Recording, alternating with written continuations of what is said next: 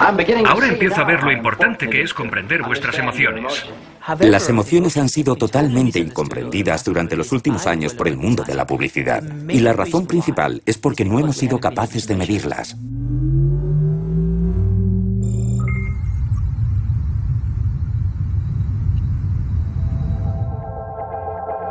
En realidad, mide y registra todo tipo de respuestas emocionales.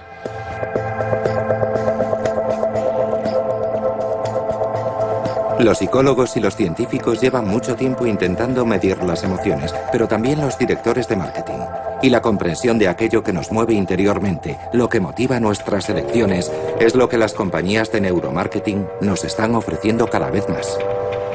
En este experimento vemos que la temperatura de la piel desciende gradualmente desde la marca 80 en el gráfico hasta cerca del 65. Les habla de nuevo el capitán. Aquí, en Berkeley, Neurofocus, una de las compañías de neuromarketing más grandes del mundo, afirma que puede medir la eficacia de un anuncio por medio de un electroencefalograma.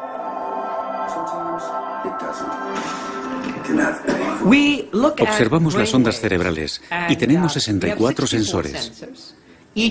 Cada uno de los sensores monitoriza el cerebro 2000 veces por segundo. De modo que en un segundo obtenemos 128.000 puntos de referencia. Imagínese lo que obtenemos en 30 segundos, lo que obtenemos en un minuto.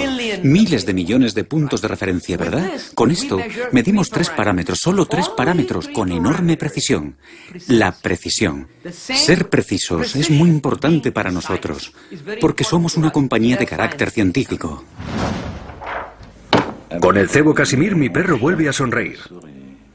La eficacia publicitaria se apoya en este caso en la tendencia a la felicidad. Si mi perro sonríe, yo sonrío. Optimismo partido por cebo más raíz cuadrada de perro partido por amo es igual a sonrisa al cuadrado. Una compañía de carácter científico. No está mal. Interesante.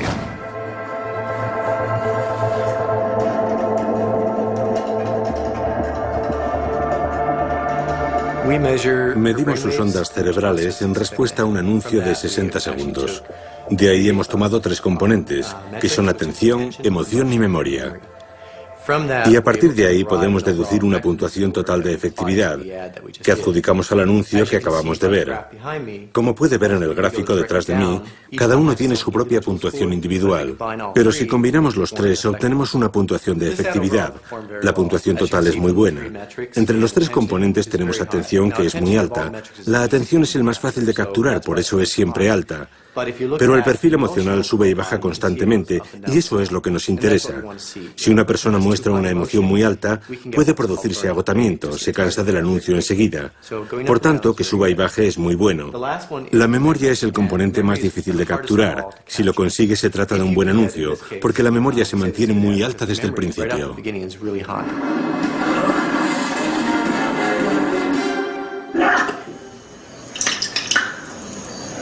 Guepardo malo. Si conseguimos que la memoria suba, como vemos en el gráfico, que al final sube claramente, eso significa que mostrar la marca o el mensaje al final del anuncio es muy positivo. Y sabes que el consumidor se marchará recordando la marca o el anuncio.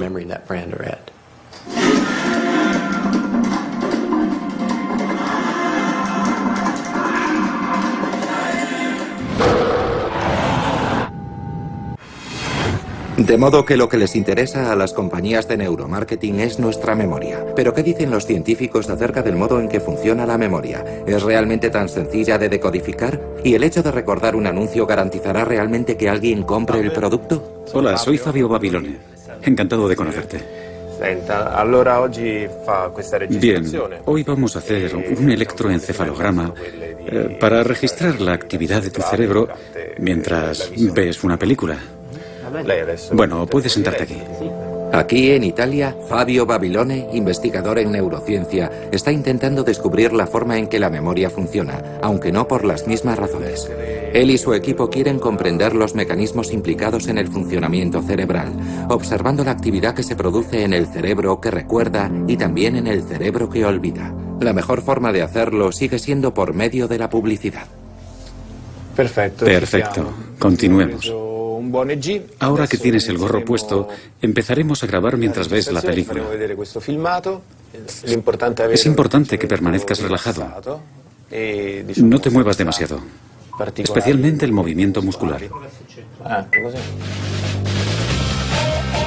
El experimento de Fabio consiste en mostrar un documental con anuncios intercalados a personas cuyas ondas cerebrales quedan grabadas digitalmente. Sus pacientes ignoran lo que los científicos están buscando y lo que se les preguntará a continuación. Babilone los recibe una semana después y les pregunta qué anuncios recuerdan. Y sorprendentemente, un anuncio que se recuerda no genera la misma actividad cerebral que uno que se olvida. Hi, babe.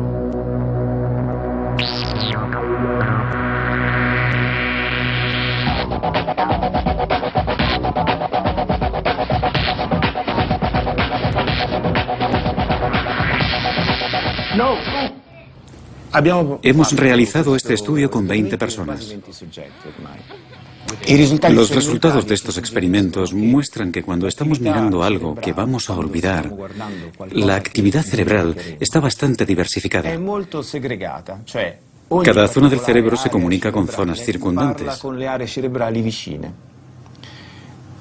Para explicarlo de una forma más gráfica, es como si cada zona del cerebro hiciese una llamada telefónica a las zonas circundantes.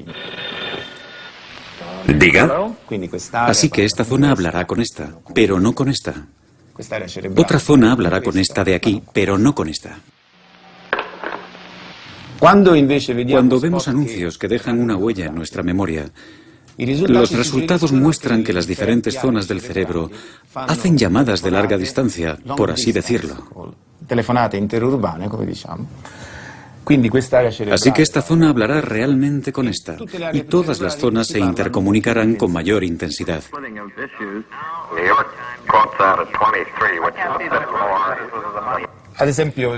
En los ejemplos que hemos visto, la habilidad para recordar no está necesariamente vinculada a la necesidad o deseo de comprar el producto. Por ejemplo, yo estoy seguro de que todos recordamos anuncios malísimos y productos que no tenemos intención de comprar.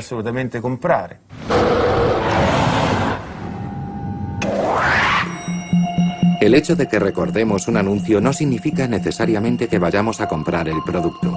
Pero, ¿qué ocurre con nuestras emociones? ¿Están involucradas en la decisión de compra? ¿Y por qué interesa tanto el proceso que conduce a la toma de la decisión?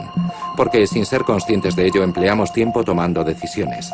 Desde la ropa que llevamos hasta las acciones que realizamos cada día, nuestra vida es una sucesión de decisiones. Aquí, en Palo Alto, los investigadores están interesados en el papel que juegan las emociones en la toma de decisiones. Partiendo de ahí, estudian la decisión tomada en la compra de un producto, porque es rápido y fácil de observar. Lo que interesa a nuestro laboratorio y a otros laboratorios es lo que ocurre emocionalmente, no solo como resultado de algo que te ha sucedido, como por ejemplo haber sacado un sobresaliente en un examen o haber ganado $100, sino también antes de que eso suceda, antes de que tomes la decisión y conozcas lo que finalmente sucede. Si te encuentras en un estado emocional, ¿puede eso influir en tu decisión y en tu comportamiento? Realizamos un experimento para investigar la manera en que la gente compra cosas, porque ir de compras constituye la decisión económica típica que la mayoría de nosotros tomamos. Y ello tiene un interés obvio para los economistas, vendedores, psicólogos, etc.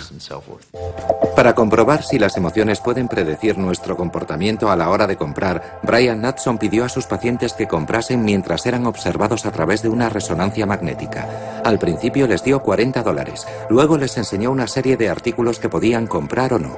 Ellos podían marcharse con su compra y quedarse con el dinero sobrante. Sorprendentemente, Brian Knudson predijo sus decisiones antes de que ellos las expresasen verbalmente, simplemente observando su actividad cerebral. Descubrimos que cuando las personas veían un producto, si se producía actividad en cierta parte del cerebro relacionada con la anticipación de buenos acontecimientos, llamada núcleo accumbens, esas personas eran más proclives a responder afirmativamente, incluso antes de haber visto el precio. Pero cuando veían el precio, si se producía actividad en otra parte del cerebro que parecía estar relacionada con la anticipación de malos acontecimientos y otras funciones, entre las que podrían incluirse situaciones como anticipar un ataque o ver a otra persona sufriendo, si veíamos más activación en esa región aislada cuando la gente veía el precio, era más proclive a dar una respuesta negativa.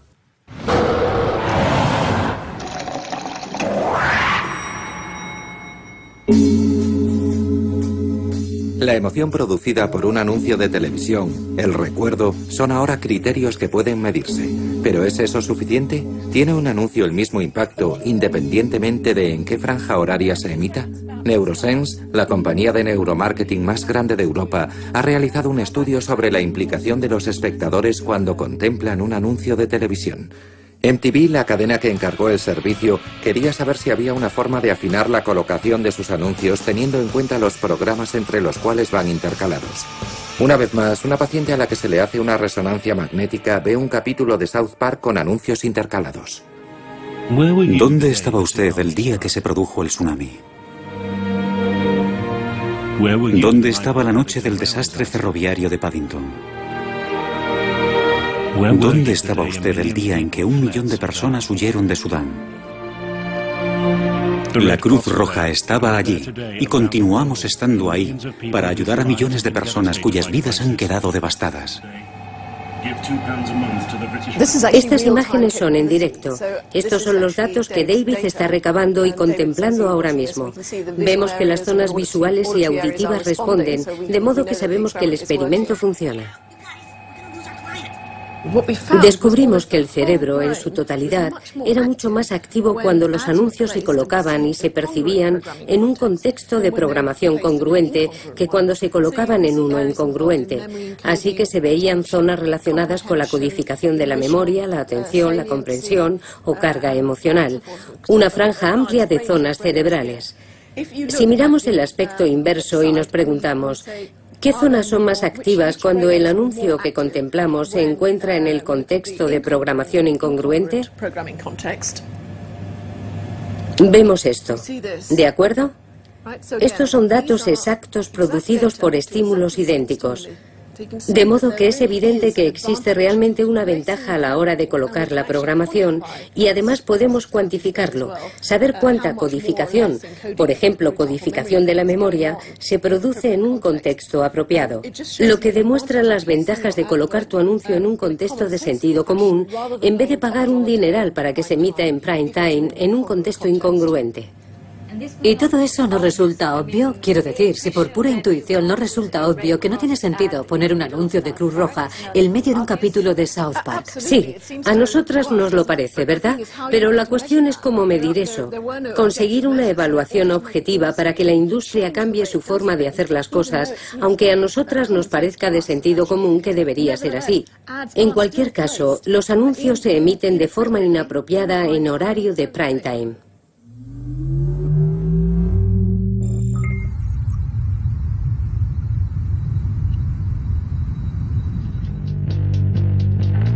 Usted y yo estamos expuestos a 2 millones de anuncios televisivos a lo largo de nuestra vida, lo que equivale a ver 8 horas de anuncios televisivos, 7 días a la semana durante 6 años. No podemos recordar todo eso, de modo que para poder sobrevivir necesitamos seleccionar. Ahora sabemos que nuestro cerebro hace esa selección por nosotros. Si no lo hiciese, estallaríamos.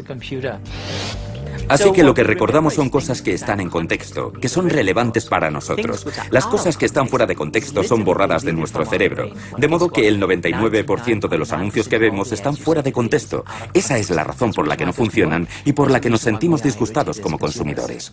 Se trata de un signo alentador. Nuestro cerebro, que ha resultado ser bastante inteligente a fin de cuentas, es capaz de discriminar la enorme masa de publicidad que nos rodea. Sin embargo, pese a su capacidad para ser selectivo, lo que busca es la seguridad. Y aquí fue donde Lindstrom hizo un descubrimiento sorprendente. Los sentimientos de pertenencia a una comunidad funcionan en nuestro cerebro con respecto a las marcas, igual a como lo hacen respecto a la religión. Para apoyar este argumento, Lindstrom recurre a la opinión de un sacerdote.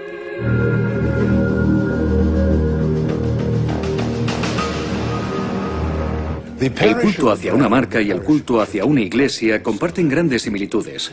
Es una cuestión de lealtad.